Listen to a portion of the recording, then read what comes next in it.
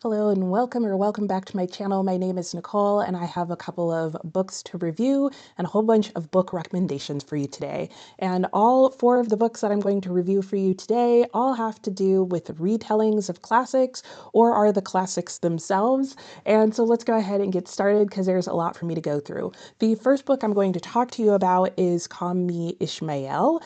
This is a retelling of Moby Dick. I have read Moby Dick in the past, and I think I've reviewed it twice on my channel now because I reread it within a couple of years. Either way, I'll link in the description box below my review of Moby Dick in case you want to see my thoughts on that. But for now, let me talk about Call Me Ishmaelle, and let me grab my notebook so I know what I'm trying to say to you. Okay, Call Me Ishmaelle. I'm gonna have to hold it at this strange angle because of the sunlight, but let me explain to you what this book is about. Like I said, it is a retelling of Moby Dick, and it was written in 2025, I believe is when it was published. It is a work of literary fiction, historical fiction. I'd probably say more historical fiction, though it definitely has some more literary elements to it. It's definitely playing into that maritime sea adventure in the same manner that Moby Dick is.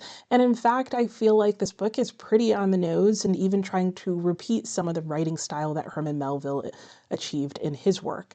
This also describes itself as a modern feminist story with diasporic elements to it. And yeah, I would agree with that as a whole. So let me tell you what this specific book is about. This book is chronicling the life and the coming of age of a young woman named Ishmaelle, who is finding herself living on the coast of England near Kent in 1843. Her parents suddenly pass away due to just disease and the harshness of the life on the marsh during that time period, and her older brother ends up having to go to sea himself in order to basically survive and live. And she is left alone and has to figure out how to survive in this very sort of brutal environment that is really not meant for single women to be on their own. She ends up finding that her best bet is also to go to sea. However, because it's 1843, that is not something that is allowed for women, and so she ends up dressing herself up as a young man and calling herself Ishmaelle and passing herself off as a sort of cabin hand or sea hand, young sea hand learning the ways. And she ends up eventually finding herself in Nantucket and boards a whaling ship there in order to perhaps find and make her own way in life. And she ends up going on a seafaring adventure that very much resembles that in Moby Dick. And she ends up having to wrestle with, is this going to be the way that she's going to survive? Or is a seafaring adventure going to end up being her ruin because let's just say the captain is a little obsessed. So, yeah, it resembles Moby Dick in a lot of ways, especially once she's on the whaling ship. There are some differences here and there, but it even kind of sticks somewhat closely to the plot line of Moby Dick, just sort of reinterpreting and heading into some other elements based on the needs of the protagonist in this book.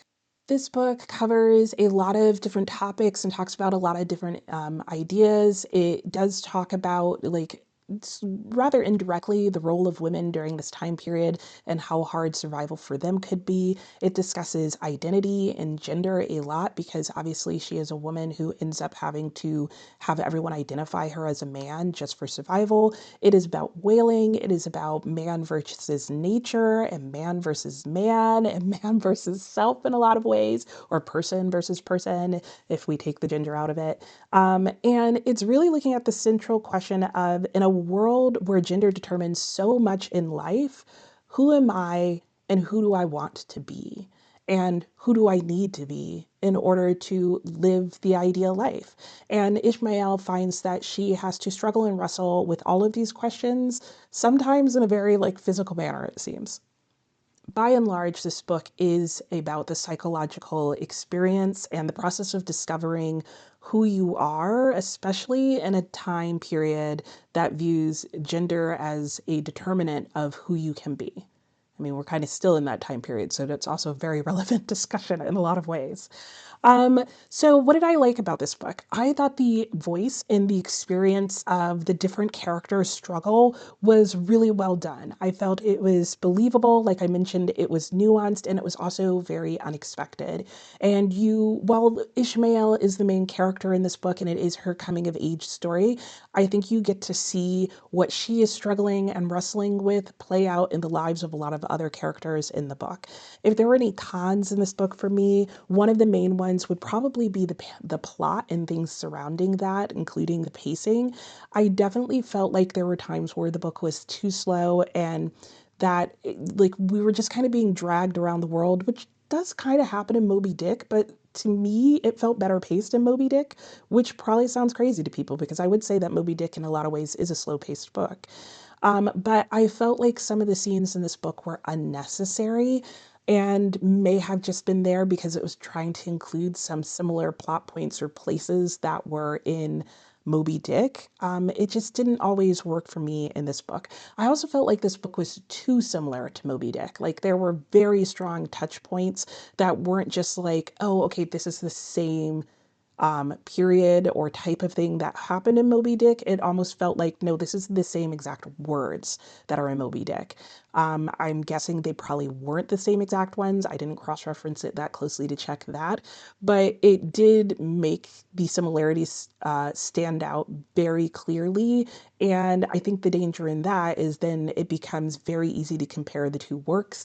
And I think it's very hard to compare your writing to Herman Melville's. I think he has some amazing writing skills and beautiful moments in that book. And when they came up in this one, they just fell a bit flat for me. I also felt like the very end of the book kind of lost me. It became a little too abstract, where the vast majority of the rest of the book wasn't like that. So would I read this again? That's always a big question for me. And I would say maybe. I don't know. I think it has good value to it for sure. I believe, now I didn't think about it, I should have looked this up because I don't remember. I'll put my star rating up on this screen. I thought it was a good book. It is one that I would recommend to people, especially if you have read Moby Dick, though I don't think you need to have read Moby Dick to enjoy this book. I just think if you've read Moby Dick, it'll give you like comparison points, but not necessarily in a helpful way. At the same time, I would say don't think you can read this book instead of Moby Dick. Like anyone who's read Moby Dick will know you have not read Moby Dick if you try talking about the two. So I don't know. Would I read more by this author? Again, I'm not sure. There's some things in here that I really liked that she did, and then there's other things that I felt like I was a bit on the fence about. If you wanted to read works that are like this, obviously there's Moby Dick. Like that's kind of the obvious one, the given, and I would say Moby Dick is the better of the two books. You could also read, I'm trying to see if there's somewhere else I could hold this other than this really awkward place. How about in this hand? You could also read James. I feel like that is doing a very similar thing where you have the adventures of Huckleberry Finn and then you have James, which is a reimagining of that story. I also have a video where I reviewed those two books. And in that case, I would say James did a better job than Huckleberry Finn. And honestly, I had been hoping that this book was going to do a reimagining similar to what James did. I don't think this book reimagined Moby Dick. I think it took a lot of the plot and setup of Moby Dick and just told a somewhat different story from it, but using a lot of the same character names and things. It was like just too similar and needed to be more similar, or it needed to be a lot further away from me. And it was neither. It was fell in a weird place for me. All right, let's move on to the next work. A couple months ago, I started this Miriam trilogy, and the first book in that is Inanna, and I started that trilogy because I found out that the second book in the series is Gilgamesh, and I have read the Epic of Gilgamesh, and I really wanted to like read a reimagining of that story. And so I read Inanna. I really enjoyed that, and I can't wait to start book 2, which is Gilgamesh. But before I did that, I wanted to reread the Epic of Gilgamesh. And so I did. I read Stephen Mitchell's translation of the Epic of Gilgamesh. And guys, I'm just going to tell you right now, I absolutely loved this translation. I thought it was so good. I really got into the story of the Epic of Gilgamesh, and I thought I was going to read it over a couple of days. I think I almost read it in one day. And while that may seem impressive by the size of this book, if you see where my tabs are, the actual Epic of Gilgamesh is actually a fairly short story. I would call it a novella, I think is very fair. And in this edition, it is in poem form because it is an epic poem. So you have very wide margins, even at the bottom. And then the story itself starts on page 67 and ends on page 199. So the epic is only this part of the book. The rest is endnotes and the introduction, all of which I appreciate. Like, I wanted something that had extensive notes and a large introduction on the Epic of Gilgamesh. But let me tell you about this work and why I loved it so much. So this is a work that, as far as they can tell, was first published. It's funny to say that, but first recorded copy, maybe, of it is from 1600 BCE. That's when they know that people for sure knew about the Epic of Gilgamesh. So it is one of the oldest stories that people know of. I would say comprehensive story, but it's in fragments. Anyway, this particular edition is put out by Atria Paperback, which is part of Simon & Schuster. And like I said, it's the Stephen Mitchell translation. This is a work of epic poetry from the Assyro-Babylonian, ancient Mesopotamian area. It is part of the Sumer mythology, if you will. And it has all the conventions of epic poetry. So you're going to have people in high positions as the main characters. You're going to have a hero. He's going to go on an adventure and a quest. You're probably going to start in the middle of the story. Most of the story is probably going to be a flashback. There's probably going to be invocations. The names are going to be very descriptive of the type of person that people are. And I could go on, but I won't. And this definitely fell into all of those categories, and it worked out really well for me. So, unlike usual, I apparently didn't write up any notes to actually review the Epic of Gilgamesh, like for what I'm going to talk to you guys. So, we're just going to wing it, and sorry if it becomes a little chaotic, but here's my thoughts on this book, starting with what this book is about. So, the Epic of Gilgamesh is about the titular character, Gilgamesh, and he is going on an epic adventure. Take that as you will, because I think like our modern understanding of that word may lead you to feel disappointed of what this story actually is. But let's just get started. It is Gilgamesh is the king of Uruk, which is an ancient Mesopotamian city. He is considered to be 2/3 divine and 1/3 human. At least that's what everybody says about him, because Gilgamesh is like the man. He is the local hottie. But he's also slowly becoming the local tyrant at the beginning of the book. He is the strongest man. There is no one who can go up against him.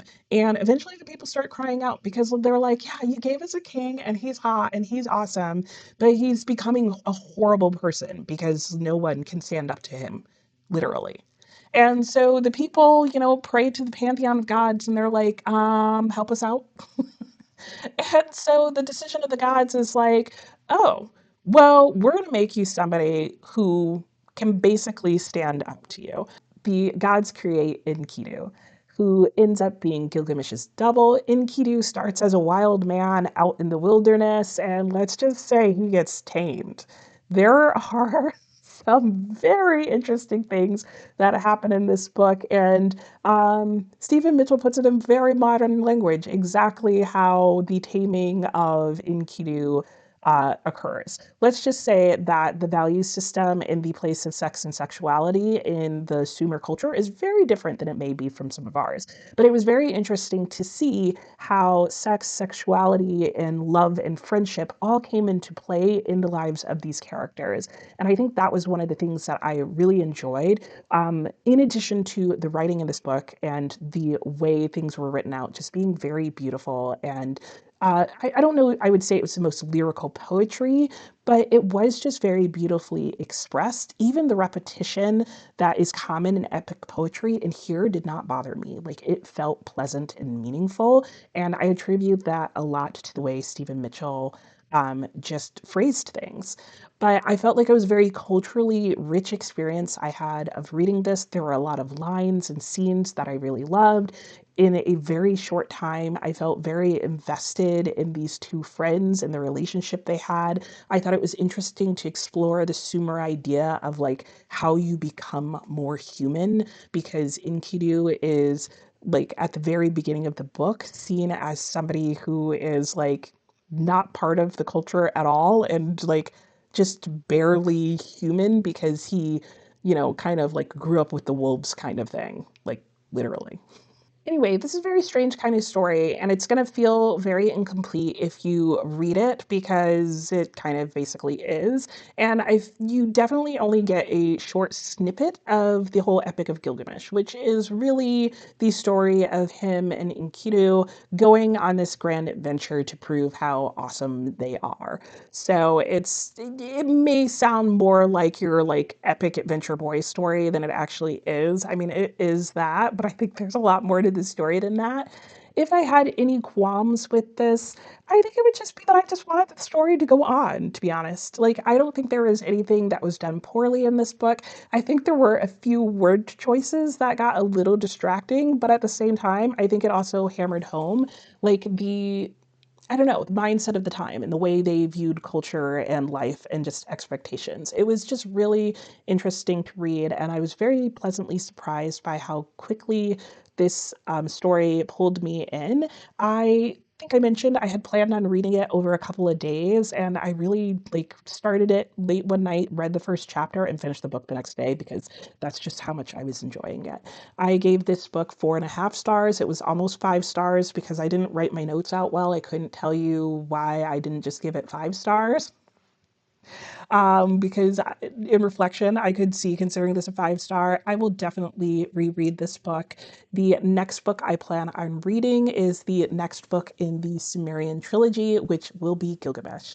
And if you want a bigger picture of what Sumerian mythology in that time period looks like, I would recommend the Sumerian trilogy because it definitely fleshes out what the culture at that time was like, what the other gods in that time period were like, and where Gilgamesh kind of fits into the story. And it includes, I think, fragments, like more of the fragments about Gilgamesh that exist in that area, and certainly more than you will get in this particular edition. Though I would recommend this translation if you just want to quickly read through and get a feel for what the Epic of Gilgamesh is. If I read more about the Epic of Gilgamesh, I might try it in a different translation. Like it would be nice to try it in a translation that felt even more like poetry than this one does, as in like the writing style was poetic or written in iambic pentameter or something along those lines. So sadly, that's all I have to say about that book. That's what happens when I lose my notes. Okay, the next two works that I read are related to one another. One of them is Uncle Tom's Cabin, and the other one is Uncle Tom's Children. And I am going to talk about them in publication order because I think that helps make more sense of each of them. So I did basically read these two books at the same time. Uncle Tom's Children is a novella, so I did read the first, or is a collection of novellas. I did read the first two or three novellas at the same time as reading this, and then I finished this book and read the last two. So Uncle Tom's Cabin. I'm probably going to get the names confused the whole time, but I'll hold up the books so you know which one I'm actually talking about. This was first published in 1852, 1851, something like that, and is written by Harriet Beecher Stowe. This is a work of sentimental fiction, which I'll talk about shortly. It's also a anti-slavery protest novel. Like those are the three main categories that I would say it fits into in terms of genre and literary conventions. If you're not familiar with the sentimental novel or that movement in writing, it was a movement in writing that where books would focus on the emotional response of the reader and trying to evoke emotional response in the reader. It also would typically include a lot of scenes of distress and tenderness as a way of evoking emotional response. So imagine an author writing a book that is trying to evoke an emotional response from the reader, at the same time driving for an anti-slavery goal and is protesting what's going on at the same time. That is what Harriet Beecher Stowe attempted to do in her work, and honestly, I think she did it rather successfully. As a little bit of background on Harriet Beecher Stowe herself, she was a Calvinist by religion, was very much into her faith and thought that was the best way of life. She was also an abolitionist, and she wrote this book as a direct response to the Fugitive Slave Act, which moved slavery in America from just being something that centered on slave owners to it being something where everybody was complicit, because the Fugitive Slave Act basically made it illegal for you to not help catch fugitive slaves. So it meant that even abolitionists or people who thought that slavery was wrong or were trying to avoid having anything to do with it were now obligated to turn runaway slaves back into their owners, or there would be penalties and that kind of thing. And for Harriet Beecher Stowe, who was already against slavery, this was the last straw, so to speak, because she felt like it made people who were actively fighting against and trying to stay out of the slave trade, it would force them to be involved in it. And so she wrote this book as a response. So this is a chronicle that is supposed to stick very real to life to the slave experience in this time period. It is about Uncle Tom, who is a young father. He is described as being bold and strong and like really muscular, and is a Christian and is enslaved. And I will come back to the way he is described when I talk about some of the like downsides, if you will, of this work, because let's just look at the picture on my cover. This story covers 5 years of his life. He probably starts at the beginning of the book, probably in his 20s or 30s. It doesn't really say, but based on the description and just how long people would tend to be able to live while enslaved, I'm guessing he was probably in his 20s. And so it's like from his 20s to early 30s that the book covers. This is supposed to be a picture of him on the cover.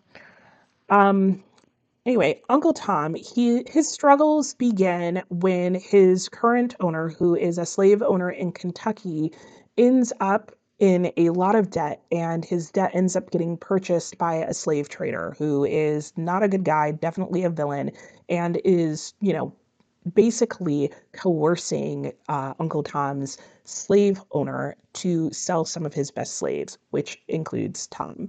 And what Tom really wants out of life is what you would expect, which would be basically his freedom. And so he spends the rest of the time in the novel seeking his freedom and independence. However, he also is a Christian, a Methodist, it seems like, and really wants to do God's will. And so he pursues the strategy of basically waiting on the Lord.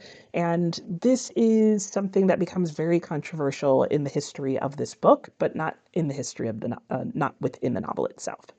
There are a lot of ideas that are covered in this book, and it has very interesting structure. It starts out in Kentucky, and it follows actually two different stories, which I was surprised to find, partially because the book is called Uncle Tom's Cabin, and it is explained at the end of the story. You kind of get a reason as to why.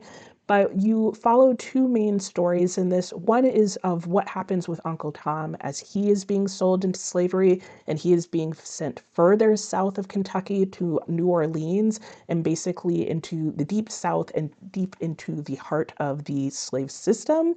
And it also follows the story of Elijah and George, two young mixed race people who are married to one another. Eliza is in the same household as Uncle Tom. George is from a neighboring plantation. They have come into a marriage with one another that was consensual, and they are also trying to, well, Eliza gets sold at the same time that Uncle Tom does. And George, he has his own issues. And so we see as Eliza and George try to make their way to Canada. So you have these two different sort of plots that you're following through this story.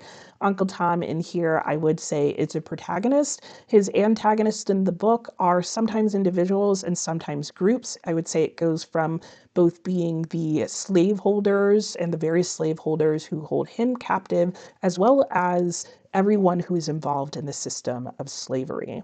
The secondary characters in this book, like I mentioned, would be Eliza and George. There are a lot of other tertiary characters, including other slave owners that they run into, slave catchers, other enslaved people, and just a variety of people who are involved in the system of slavery in the US at this time. And the main conflict that is occurring in here is, how do you live a good Christian life in a land where the law allows and forces everyone to be involved in a slave system? And Tom is eventually forced to make a choice between good and evil, and to choose between continuing a way of life as a Christian or choosing some other manner of living, which may or may not provide a type of freedom. And in the end, he is, kind of forced to look at what kind of sacrifices is he willing to make to be free, and what does freedom even mean? This book covers a variety of different topics, including looking at the life and experience of enslaved people, the cost of slavery on everyone in the US, including the monetary cost, but also the psychological and physical cost. It really explores the sentiments of mothers and family members. It is looking to evoke compassion in the reader, and it is also looking at the Christian experience and talking about like what a true Christian is.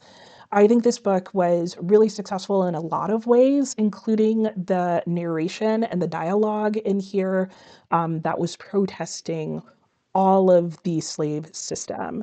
I thought Harriet Beecher Stowe's arguments were held both directly and indirectly with the reader, and that she made some very good arguments that sadly I think still need to be made to people today.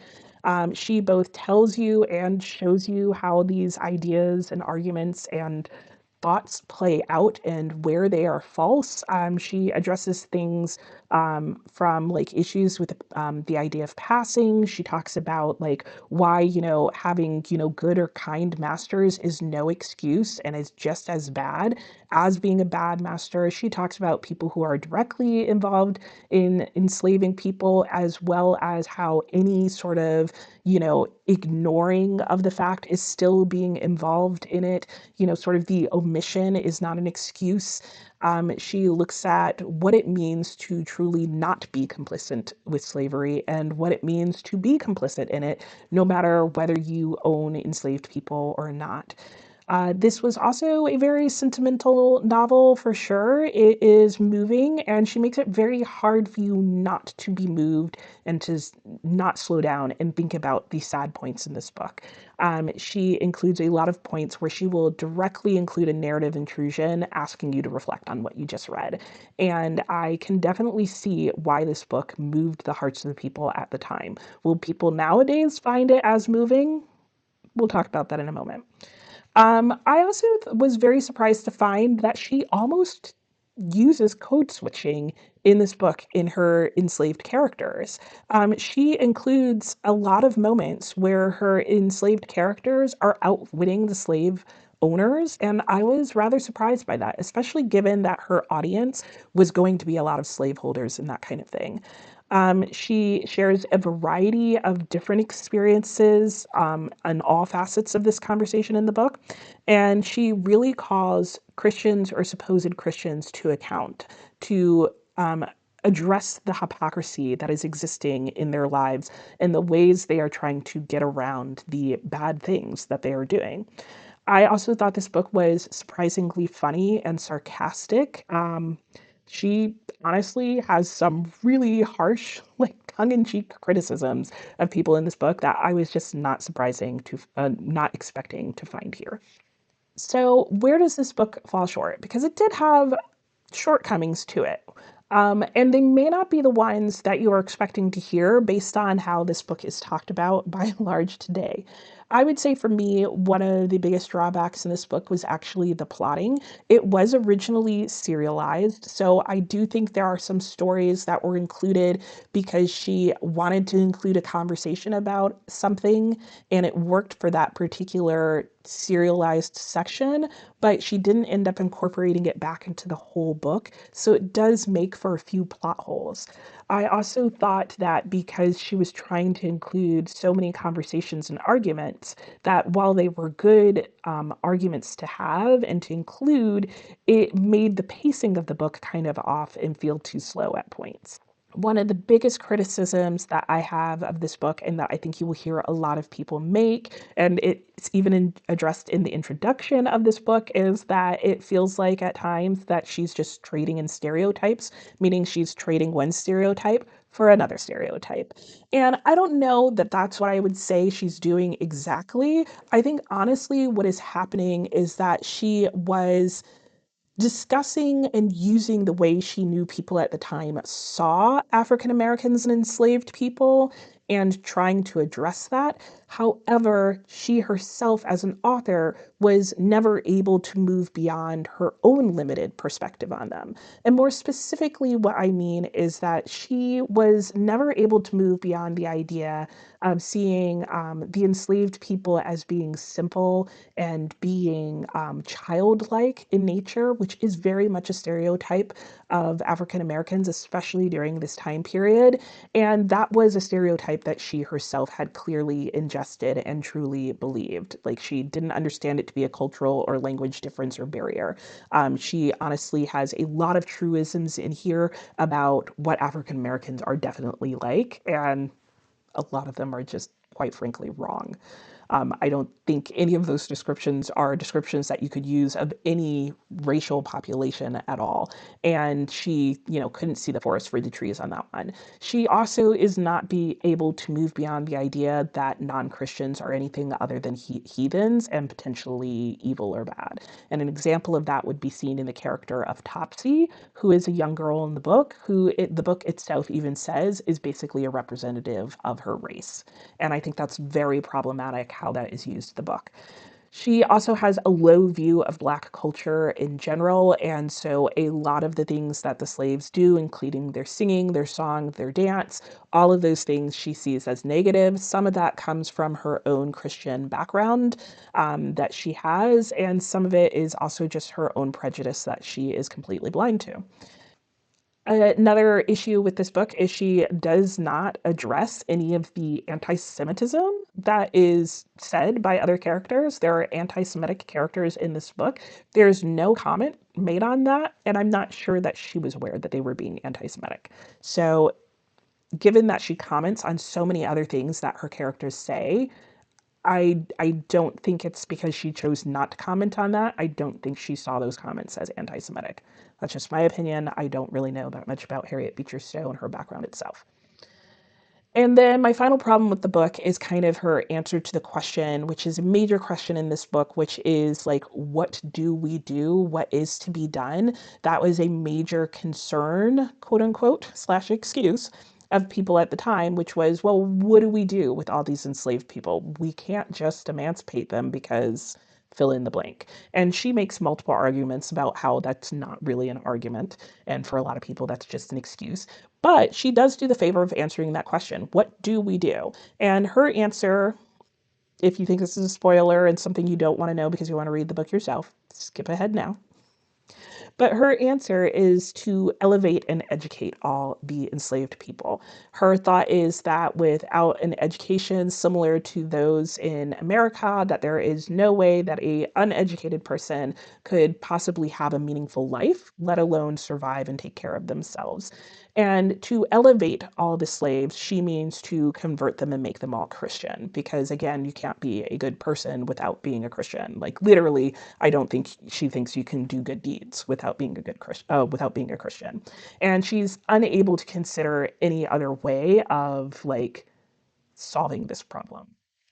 So this book is very problematic, and has been viewed as problematic in the long run because of the negative stereotypes that came out of it. If people adapted her stereotypes and her answer to the question and her thoughts on Black people and Black culture. So while it did um, have a huge role in helping to change people's mind about ending slavery, it did not help move people forward that far in their thinking regarding African Americans as a race and as a culture in general.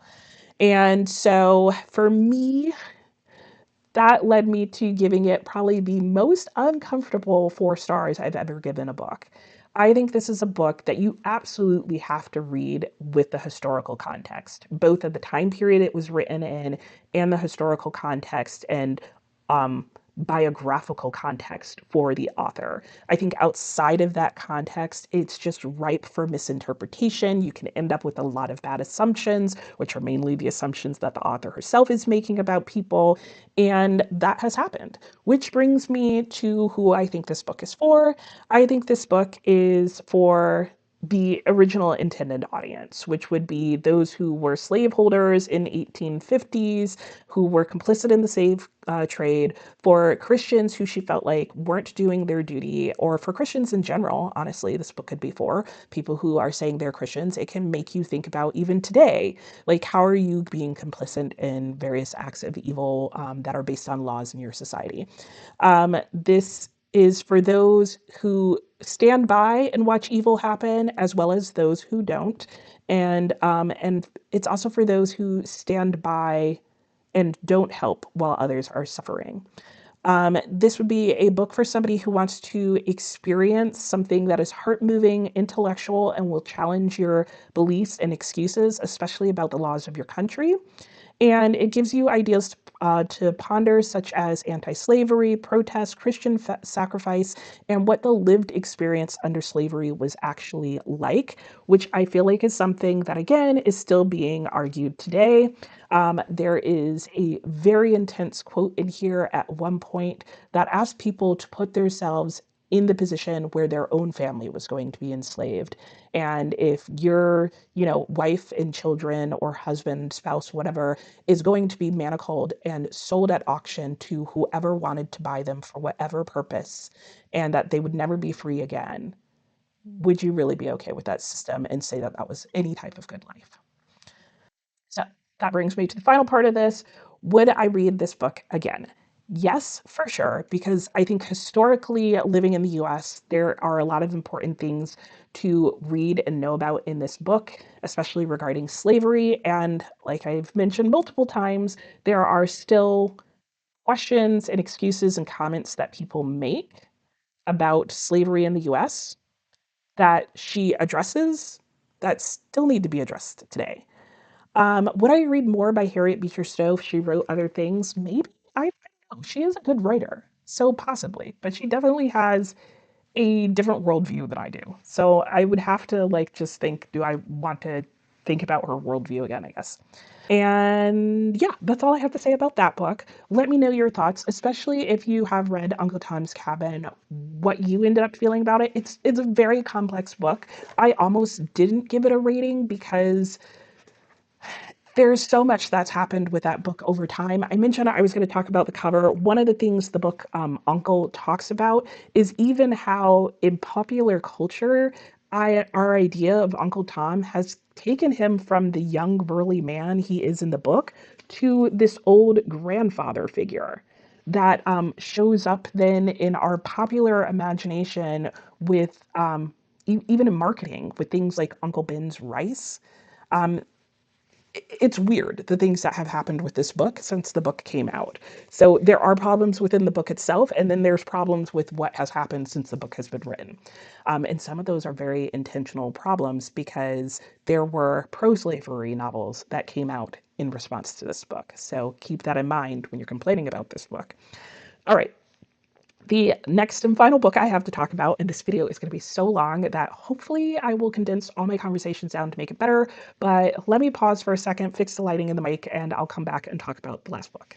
Final book, Uncle Tom's Children by Richard Wright. Obviously, this is a book that I don't know if saying inspired by Uncle Tom's Cabin, but maybe so. I guess that is fair. So this was published in 1938, and my edition is put out by Harper Perennial, and it is a collection of, I thought three. I don't know why I thought three. It's actually five. Well, it's four novellas and one autobiographical story. This could be said to be exploring the experience of living an enslaved life in America, and this would be exploring the ethics of living Jim Crow. So you go from having enslaved people and emancipating them, and they're free, and then shortly after that, there are Jim Crow laws, which is really interesting to think about when you consider that Harriet Beecher Stowe was protesting one of the laws that forced people to be complicit in slavery. Now you have laws that are forcing people to make other people live Jim Crow. So I'm not going to talk about what each individual story in here is about. I'm just going to tell you about my thoughts about this book as a whole. I will mention that story number one in here is actually a childhood account of Richard Wright's life that I believe is in, if not the opening chapter, one of the opening chapters of his autobiographical work, Black Boy. So if you've read Black Boy and you read the first story in here and you're like, wait, this seems very similar, it's because it is. It's the same exact story he shares in there of his childhood and when he first comes to be given Jim Crow wisdom by his mother. That's how he describes it. This book as a whole, however, is talks about a variety of different things. Obviously, it discusses the Jim Crow law and the education and wisdom that African Americans at the time need to learn about Jim Crow and the various ways that they learn these quote unquote lessons. It is about the Black experience. It is about the place of religion in the lives of Black people during this time period. There is some discussion of the Red Party communist movement at the time period in the Deep South, especially as it started to become involved in the sort of civil rights movement of African Americans, and it's also a conversation about Black community. I thought there were a lot of things that this book did well. Per usual, I think Richard Wright is just an amazing writer. His writing is clear, his plotting is usually very engaging. I thought he did a really good job of sharing the harsh realities and the violence and the disruption that Jim Crow law brought into the lives of these people. I thought his characters all had very unique voices and stories, and I actually think the dialect of the characters in all of these books are very good. I think this book, it will initially might feel like she's being too heavily dialectical with the enslaved people, but after a while you really will see that her dialogue and dialect that she gives to people is really trying to make distinctions between classes, as well as where they're from in the country. So Kentucky versus New Orleans. Whether or not their accents sound that different, I don't know that I would say that, but she definitely does make a distinction between class, education, and location. I did catch some of that, more the class and the education. In Uncle Tom's Children, you definitely get a lot of I dialect as well. That's where you can read their dialect. That's technically, I guess, the name for that. And the voices were very unique. I thought each of the stories was surprisingly very different and very unique. I did wonder if all the stories were going to feel the same after a while, and they did not. I felt like he captured a lot of different experiences in a handful of books. And he definitely intends you to experience the injustice and cruelty of this system. And I think he does communicate that very well. There are quite a few beautiful reflections in this book and some moments. And there's even a story that brings a moment of maybe hope and courage and encouragement, which was definitely needed because otherwise this would have been a very harsh and depressing story and collection of works overall. If it fell short anywhere, there was one story where the pacing started to drag for me and that story just felt too prolonged. And I feel like that's very atypical for Richard Wright, so it really stood out. Again, I forgot to write down my star rating, so I'll put that up on the screen. I'm pretty sure I gave it 5 stars.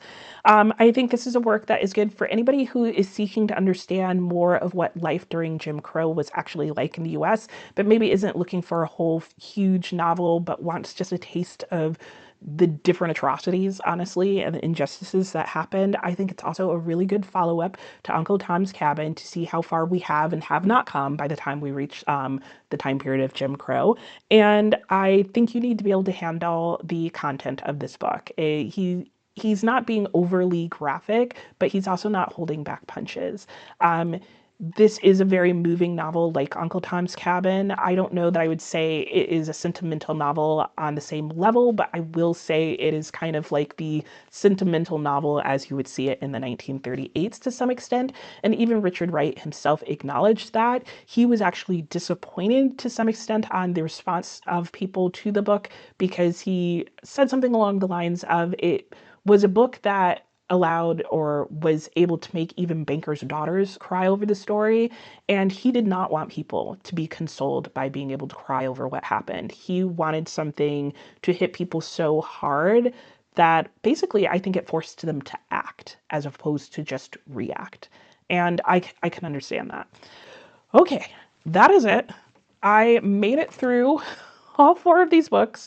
Hopefully, I've kept this to a reasonable amount of time, maybe around 40 minutes, 10 minutes per book. That's going to be my aim. If it's not, I'm sorry. I hope you skipped ahead to the things you really wanted to hear about. Here's all the books that I read. Here's all the books that inspired them or related to them, including, basically the original books and their retellings, as well as works that were inspired by other works. Let me know if you have read any of these books, what your thoughts were on them, and I will talk to you next time.